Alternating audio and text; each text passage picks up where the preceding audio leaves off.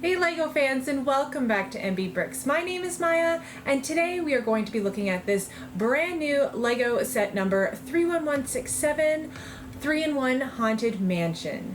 Thank you so much to the LEGO group for gifting this set for the review today.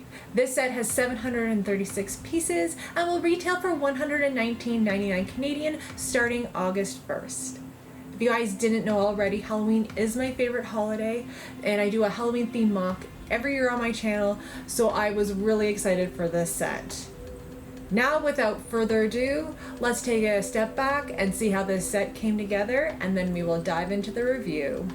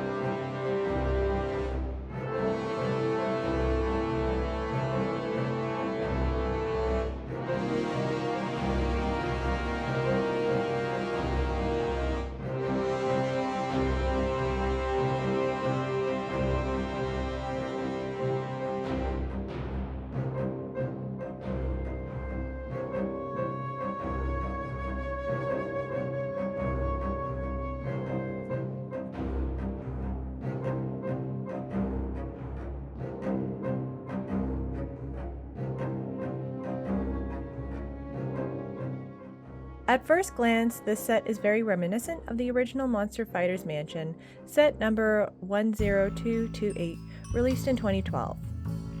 With only about 1/3 of the parts included with that set, this build is a lot smaller in scale but keeps the same color scheme and fun details such as the boarded up windows. The original Monster Fighters Mansion has always kind of been my white whale set, so this is really awesome to see, and I was so excited to put this together. We start off this set with building the gatehouse that would lead up to the mansion, as well as the spooky tree that eventually gets put onto the house build. These are just simple little add-on builds, but gives a little bit more to the playability and displayability with the gate, and the tree gives an immediate sense that something is just a little bit off with this mansion. There is just enough to this tree to assume that it was once alive and thriving, with lots of tree branches sticking out in a variety of ways. Now it's got a spooky face and barren branches, making it a perfect fit for this broken down mansion.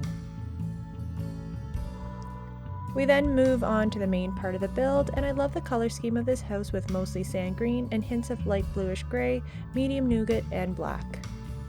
The boarded up windows give it an abandoned feel, and there's even a small graveyard to finish off the front with a couple of different headstones. The only change I would personally make to the front is removing one of the railings on the porch to make it seem like it's in even more disrepair. The second floor has a pretty fun play feature activated by turning the gear on the side of the house.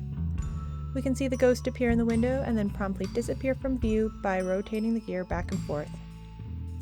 I like that there are 2 sets of roof sections for this mansion, giving it a more appealing look to the architecture.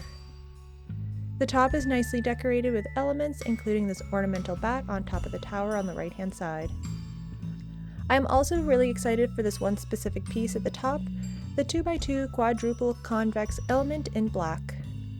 This is a super handy piece for many architectural designs, although it hasn't been seen in a LEGO set since 2012, making it hard to find and very expensive. Hopefully this will be available on the Pick a Brick section eventually so that we can get them at a decent price point. Turning the mansion around, we can look at the interior details. Unfortunately, this is quite a bit smaller than it would appear on the front with very little floor space. The house can actually fold up to make it a completely enclosed modular, which is pretty cool, but at the cost of having extra space and details on the interior. I think I personally would have preferred it to have an open back and plates running across the entire length to be able to add more to the scene. LEGO did add in several mini builds within those, so let's take a look at those. Starting on the left-hand side, we can see a couple of hats on the table. I think this might reference the minifigs we get in the set and maybe what they did before they became so-called monsters. One could have been a sailor and maybe the other a postman. Interesting to get a glimpse into their past, whatever that might be. On either side of the door in the middle, we can see 2 cool printed tiles, one of the vampire lady with a large goblet of a mysterious beverage, with, of course, bats flying around a full moon in the background. Maybe she owns the mansion and has invited her spooky friends to join her. The other tile shows what appears to be a picture of the mansion itself, although in the shadows as it is completely dark with a full moon again in the background. I like that these pictures use a pop of magenta that really stand out against the sand green color of the walls. The right-hand side has my favorite design of the house, a build of a grandfather clock. The build itself is very intricate, but the best part is the gear on the outside of the wall, which allows you to fully play with the pendulum going back and forth. Super cool feature there. Moving upstairs, there is nothing on the right-hand side, but the middle shows a beautiful mini build of an organ with gold pipes rising in the back and a bright red seat to match the table downstairs. Finally, the left-hand side has a small chest with a simple but nice-looking drawers on the front. Almost hidden in the back of the tower is a beautiful jewel on display and, oh no! The ghost has returned! This fun play feature can be viewed from the front of the house or the interior here. I really love the simple little ghost build, and it has so much expression and perfect shaping for such few elements that went into making it.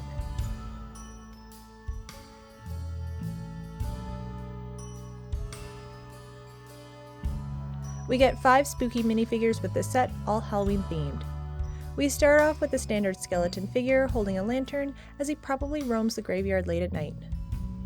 Next up is the werewolf character, and I really like a lot of details that went into this big, including the excellent printing on the torso, the slash marks on the legs, as well as the super cool molded headpiece on top. We follow that up with the standard ghost character with the glow-in-the-dark cover element, Frankenstein's monster, which also has excellent torso printing, and an additional element on top to give it the illusion of a massive head. Finally, we have the vampire, who I believe to be the lady of the house. She has an absolutely amazing hairpiece, and not to mention that super cool dress. The perfect allure to lure victims to her. We also get a few extra parts in the set, and here they are now. And that covers everything for my review of this brand new Lego set 3-in-1 Haunted Mansion. This set can also be rebuilt to create a spooky boat or a haunted train, and so those are two really cool builds as well.